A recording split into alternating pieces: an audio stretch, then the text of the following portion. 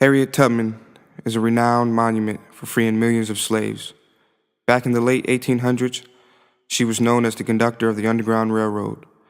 But today, she is known as an attribute to the equality of American citizens. Harriet was known for her strong messages, vigor, and toughness. Today, people admire her stubborn attitude and her selfless acts. Harriet's intentions were to fight for freedom. Thanks to Harriet, the paths of the Underground Railroad can now exist to those that would have never experienced it.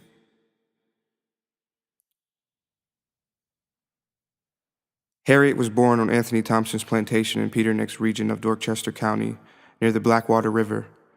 Harriet was of pure Ashanti descent. Harriet Tubman was one of 8 children. Her family was subjected to cruel living conditions. On a hot day during work, Harriet was traumatized by a blow to the head by an overseer for not apprehending an escaped slave. Despite her wretched head injury, Harriet displayed a phenomenal will to survive for freedom. In 1844, she married a free black man named John Tubman, who lived and worked near her father in the Peter Neck region of the county. Frightened that she would be sold, she left her husband at the age of 25. Destined to ensure her life as a free woman, Harriet Tubman fled to freedom in the late fall of 1849. She returned to eastern Maryland to transport her family. It would take over 10 years, and she would not be entirely successful. Before her escape, Harriet grew stronger using messages given to her by neighbors and people who would help her. Her first adventure took place when she courageously settled in Canada to work and finance an escape for her remaining family. As a young woman, she set forth for her path to unthinkable freedom.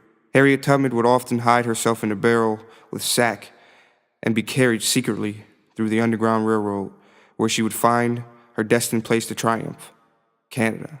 Moving swiftly and secretly through eastern Pennsylvania, settling in Philadelphia, she met one of the most daring men who went by the name William Steele, a Philadelphia station master on the Underground Railroad. Thanks to him and the Anti-Slavery Society, Harriet was able to pursue the Underground Railroad.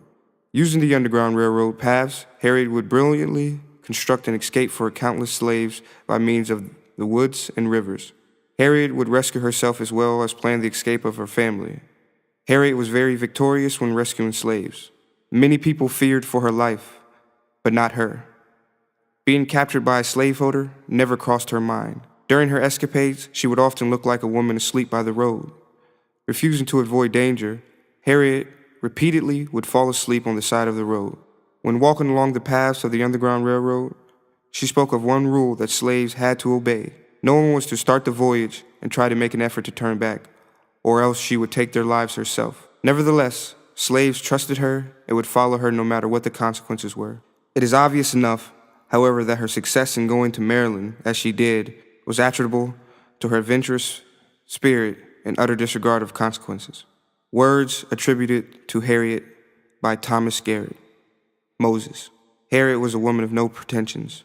Undeniably, a more ordinary example of compassion could hardly be found among the most unfortunate-looking farmhands of the South. She gave salvation to those that sought to receive it.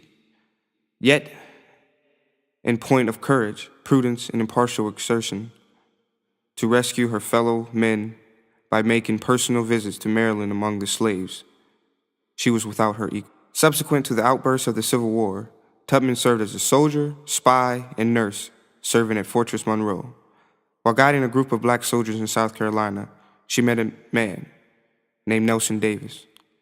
Harriet would be the first woman in American history to lead a military mission. Secret agent would be her identity during the Civil War, and heroine would be her name during peacetime. Not losing one soldier and freeing over 750 men and women and children during the Civil War. Tired to the point of illness, Harriet left the service.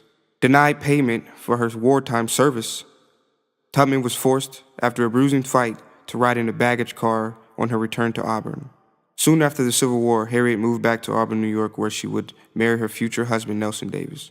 She would return home and build her new home made of brick with 25 acres of grass and trees. This home would later serve as a residential home for the manager of the Tubman home.